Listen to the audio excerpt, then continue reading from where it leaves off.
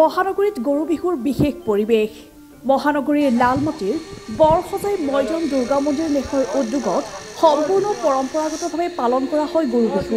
পদূলে পদূলে এতিয়া ৰঙালী বিহুক আদৰাৰ প্ৰস্তুতি আৰু আজি গৰু বিহু আৰু গুৱাহাটী মহানগৰীতো বিভিন্ন প্ৰান্তত এইদৰে গৰু বিহু উদযাপন কৰা হৈছে আৰু আমি বৰ্তমান উপস্থিত আছোঁ দক্ষিণ বৰসজাই মৈদাম দুৰ্গা মন্দিৰ প্ৰাংগণত আৰু এই মন্দিৰ প্ৰাংগণৰ কমিটিৰ ফালৰ পৰাই গৰু বিহুৰ আয়োজন কৰা হৈছিল আৰু গোশালাত গৈ গৰু ধুৱাই পৰম্পৰাগত যি নীতি নিয়ম আমাৰ আছে সেই নীতি নিয়ম অনুসৰি গৰু ধোৱা পৰ্ব তেওঁলোকে সম্পন্ন কৰিছে আৰু তাৰ পিছত আহি এই মন্দিৰ প্ৰাংগণত বিভিন্ন কাৰ্যসূচী তেওঁলোকে অনুষ্ঠিত কৰিছে। ছাত্ৰ ছাত্ৰীক সম্বৰ্ধনা জ্ঞাপন কৰাৰ পৰা আৰম্ভ কৰিয়ে বিভিন্ন গুণী জ্ঞানী ব্যক্তিক তেখেতসকলে সম্বৰ্ধনা জ্ঞাপন কৰিছে আৰু আমি তেওঁলোকৰ সেই কাৰ্যক্ৰমণিকাৰ বিভিন্ন দৃশ্য আপোনালোকৰ মাজলৈ আগবঢ়াই দিছোঁ এইদৰেই। গৰু বিহুৰ দিনা লালমাটিস্থ সবলা দুগ্ধ উৎপাদন পামত গৰুক গা ধুৱাই গৌমাতাক শ্ৰদ্ধা জনোৱা হয়। ইয়াৰ পাছতেই লালমাটিৰ বৰসজাই মৈদাম দুৰ্গা মন্দিৰ চৌহদত বিহুৰ পতাকা উত্তোলন কৰে বিষ্ণুপ্ৰসাদ বৰাই।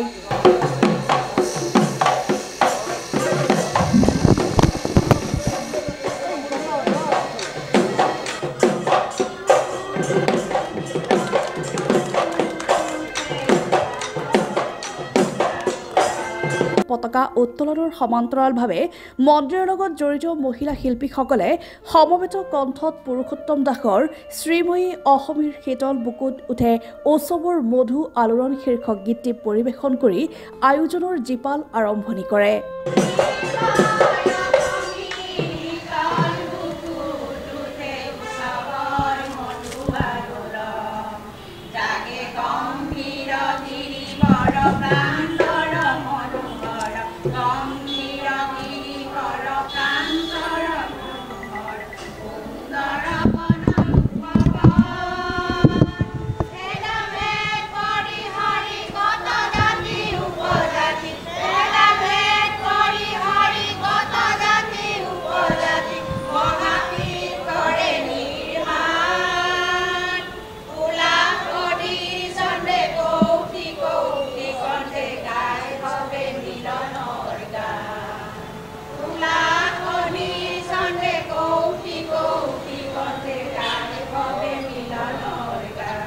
আমাৰ দক্ষিণ বৰসজাই মৈদাম দুৰ্গা মন্দিৰ ন্যাসৰ উদ্যোগত এইবাৰ পঞ্চম বাৰ্ষিক ৰঙালী বিহু উদযাপন কৰিলোঁ। জাক জমকীয়া নহয়, আমি অলপ ব্যতিক্ৰমী প্ৰচেষ্টাত ৰঙালী বিহুৰ গৰু বিহুটি উদযাপন কৰিলোঁ।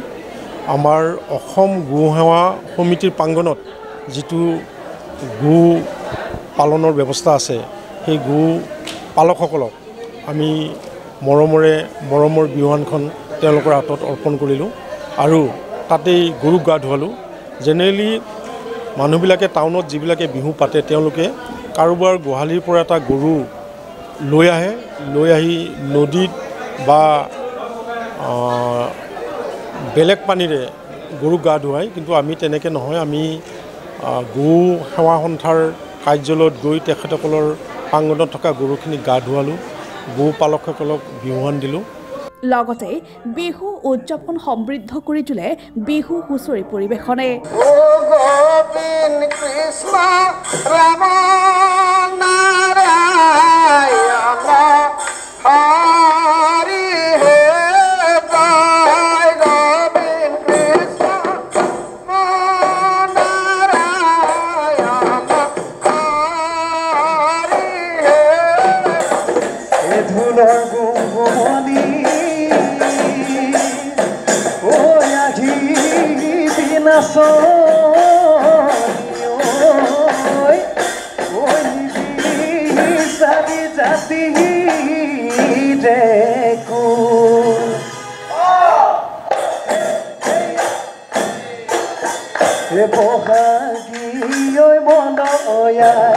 গাতে জাদু লগা নাই কুলি খেতে কি মিঠা মাছ তুমি জাদু শুনা নাই মুগা সাজে পিঠি যে কাপোৰ শুনাই লৈ আহা নাচি নাচি আহা বিহু তলিছে লৈ।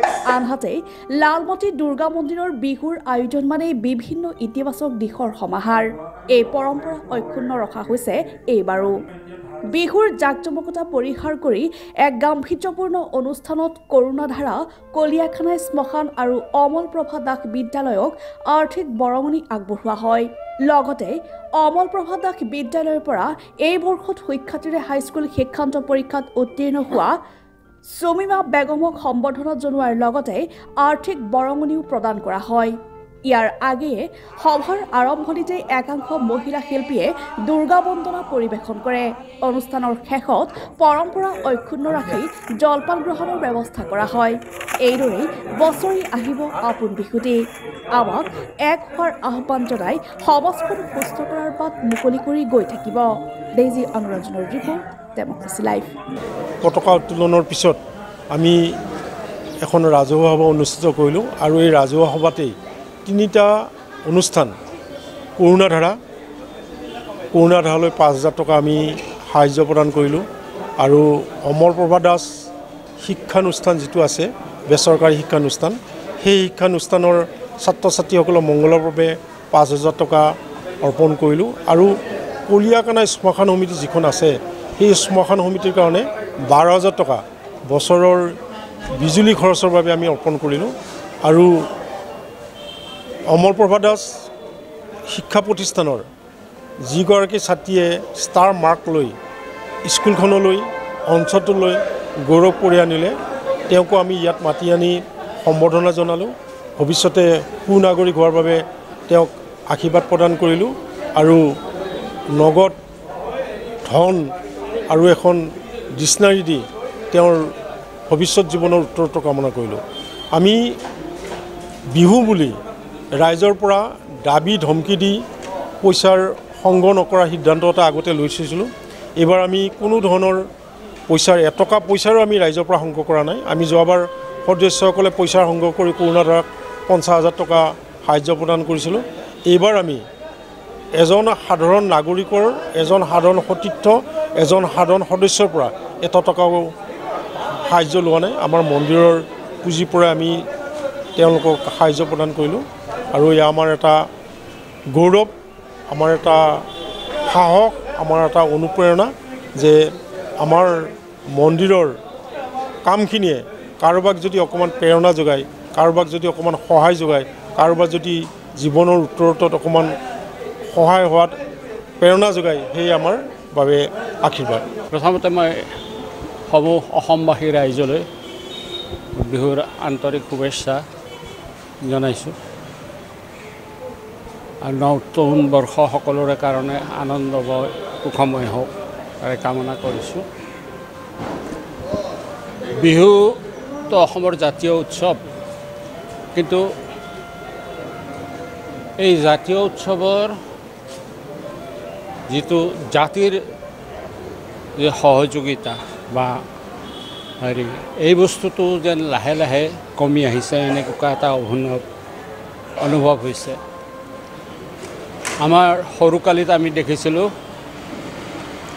ৰাতিপুৱাই ঘৰখনত খদমদম লাগে, গৰু ধোৱা, তাৰপিছত গৰুৰ কাৰণে গৰুৰ এৰাল দিয়া ৰছী যোগাৰ কৰা, বান্ধা ৰছী যোগাৰ কৰা, গোহালিত ধোঁৱা দিয়া, এই লৈ পেলাই।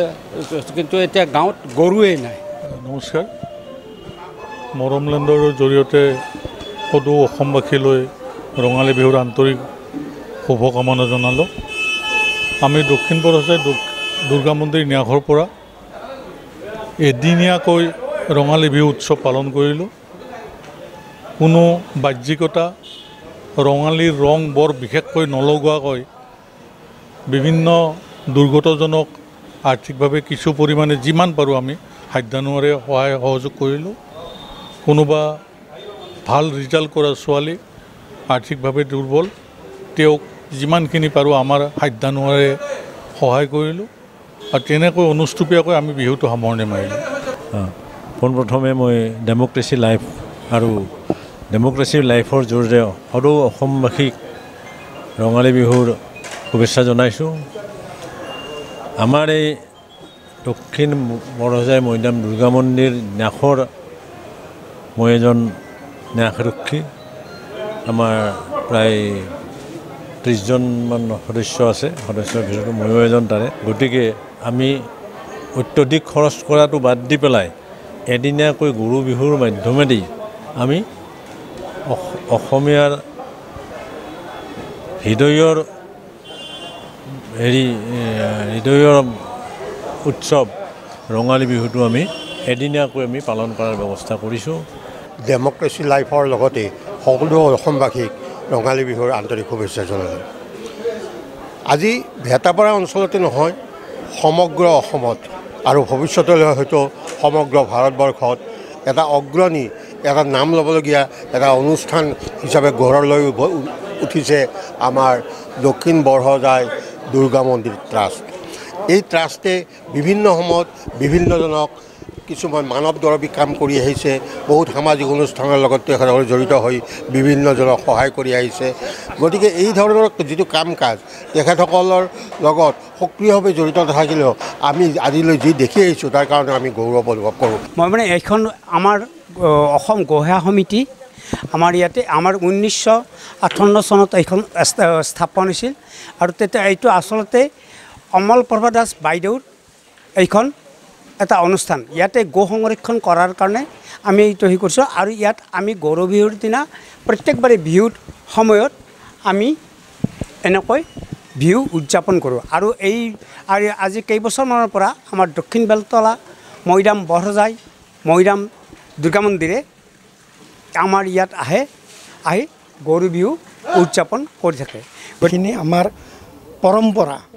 গৰু ধোৱাৰ পৰ্বটো আমি প্ৰত্যেক বছৰে আমাৰ ওচৰৰে এটা প্ৰথিত জহা এটা অনুষ্ঠান গোপালন সন্থাৰ, তাতে আমি গৰুক গা ধুৱাওঁ আৰু গা ধুই সকলোৱে আমি গৌ মাতাৰ পৰা আশীৰ্বাদ লওঁ। আৰু আজিৰ দিনটোৰ শুভাৰম্ভ আমি গৰু ধুৱাই পেলাই আমি আৰম্ভ কৰোঁ।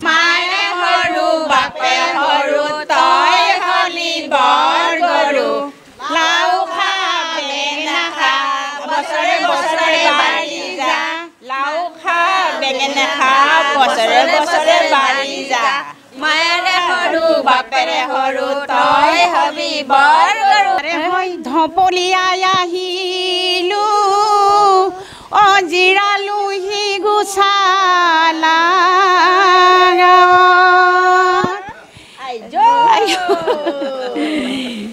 এ বিহু বিহু বুলি ফাঁকি গাই দিলো ধৰিবা